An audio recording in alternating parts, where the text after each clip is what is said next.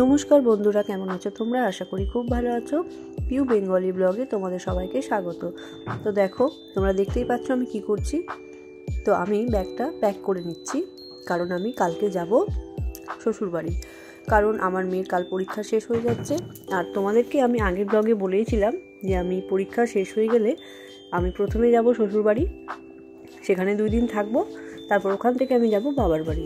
তো যার জন্য আমি ব্যাগটা একেবারে প্যাকিং করে নিচ্ছি, কারণ 2 দিন করে 4 দিনের ট্যুর। তো সেই জায়গাতে তার মধ্যে আবার শীতকাল, তো তার জন্য একটু তো বড় ব্যাগ হবেই। তো যাই হোক, এই ব্যাগটা আমি প্যাকিং করে নিলাম। আরও হয়তো একটা ছোট ব্যাগ হতে পারে, সেটা আমি সকালে করে নেব। তো দেখো, আমি সমস্ত কাজবাজ সেরে আমার মেয়ে পরীক্ষা দিয়ে চলে এসেছে। আর এই দেখো, আমি শাড়ি পরে নিয়েছি, কারণ শ্বশুরবাড়িতে কিন্তু আমি শাড়িই পরতাম আগে। যার জন্য এখনও আমি যখন শ্বশুরবাড়ি যাই, আমি কিন্তু চুড়িদার বা অন্য কোনো জিনিস পরে আমি যাই না। তো আমি যার জন্য শাড়িটা পরে নিলাম। আর আমি তোমাদেরকে কাল রাত্রে বলেইছিলাম যে আমার হয়তো একটা আরও ছোট ব্যাগ হবে। তো তোমরা হয়তো দেখতে পাচ্ছ ভিডিওতে যে একটা ছোট লাল কালারের ব্যাগ আমার হয়েছে। আর ঘাড় ব্যাগটা তো আমার সবসময় হাতে থাকেই, ঘাড়ে থাকেই, কারণ ওটা খুব প্রয়োজন মোবাইল রাখার জন্য, পার্স রাখার জন্য, আর বিশেষ কোনো জিনিস যেমন চাবি বা আর কিছু ছোটোখাটো জিনিস রাখার জন্য ওটা সবসময় প্রয়োজন হয়। তো বন্ধুরা, আমি রেডি হয়ে গেছি, এই দেখো। আর আজকে আমার মেয়ের পরীক্ষা শেষ, আর আজকে আমি যাচ্ছি শ্বশুরবাড়ি। তোমাদেরকে তো কালকে আমি বলেছিলাম যে আমি শ্বশুরবাড়িতে 2 দিন থাকবো, তারপর ওখান থেকে আমি চলে যাবো বাবার বাড়ি। তো আজকে আমি শ্বশুরবাড়ি যাচ্ছি। দেখো আমার ব্যাগ,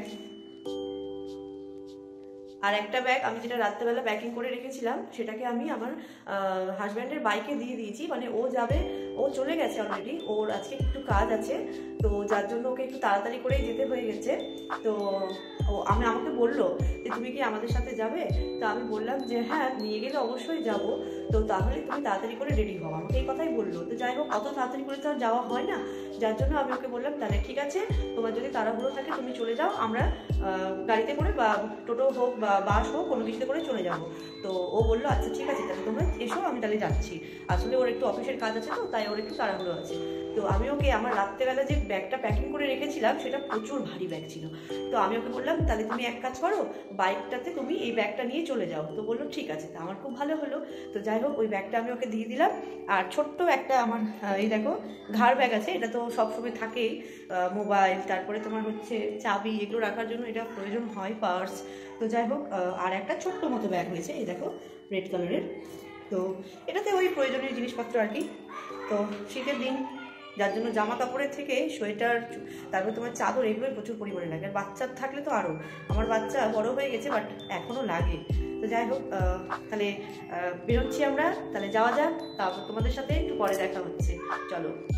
তো এই দেখো, এবার আমি আমার ডাইনিংয়ের দরজাটা লক করে দেব। তো যার জন্য আমি এই দেখো চাবিটা নিয়ে নিয়েছি। আর এটা হচ্ছে আমার ডাইনিংয়ের মেন দরজা, তো সেটাকেও আমি লক করে দিলাম, কারণ বাড়িতে কেউ নেই। আর কেউ থাকুক বা না থাকুক, সবসময় লক করে যাওয়াটাই উচিত। তো তারপর আমি চলে আসলাম মেন গেট লক করতে।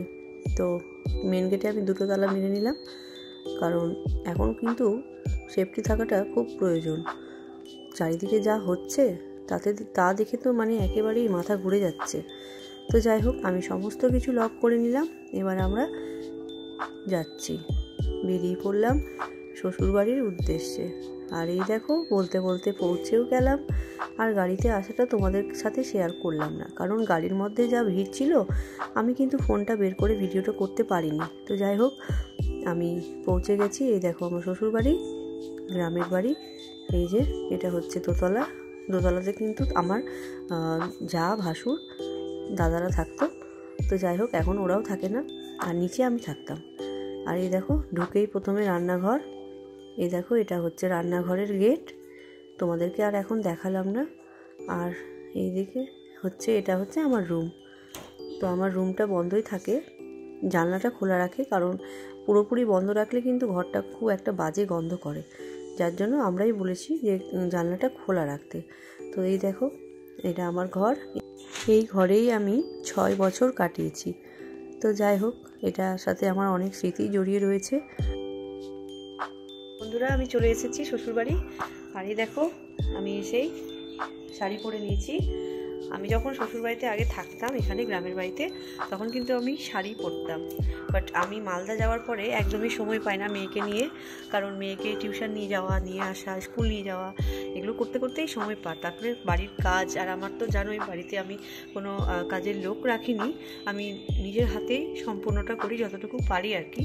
তো যাই হোক, ওই জন্য আমার একেবারেই সময় হয়ে ওঠে না। তো আর তোমরা তো জানোই শাড়ি পরতে কতটা সময় লাগে।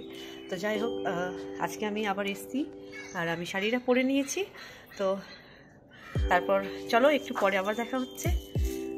তারপর বাড়িতে এসে কিছুক্ষণ পর আমি একটু বাইরে বেরোলাম, কারণ কোথাও থেকে আসার পর আমি যদি একটু বাইরে না বেরোই আমার কেন জানি না ভালো লাগে না, সবাইকে দেখতে একটু খুব ইচ্ছে করে। তো তাই জন্য আমি চলে আসলাম বাইরে। আর আমার মেয়ে তো অলরেডি ওর ঠাকুমার সাথে চলে গেছে স্ট্যান্ডে, কারণ ও আসলেই ওর দোকান যাওয়াটা খুব মাস্ট।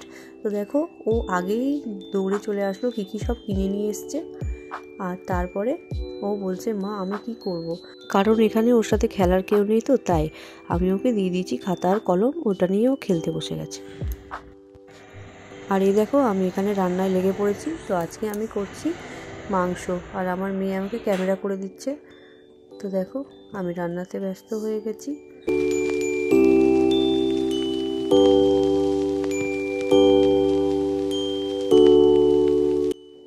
আর এই দেখো, আমি আজকে করছি পাঁঠার মাংস।